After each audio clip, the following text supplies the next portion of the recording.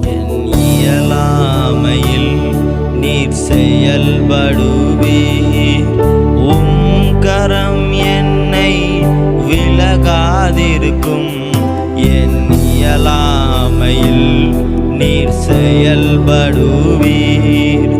உம் கரம் என்னை விலகாதிருக்கும். மலைகளை பெயர்த்தீரென்றால் என் தடைகள் உமக்கு எம்மாத்திரம். மரித்தோரை எழ செய்வீரென்றால் என் நோய்கள் உமக்கு எம்மாத்திரம். கிரகிக்க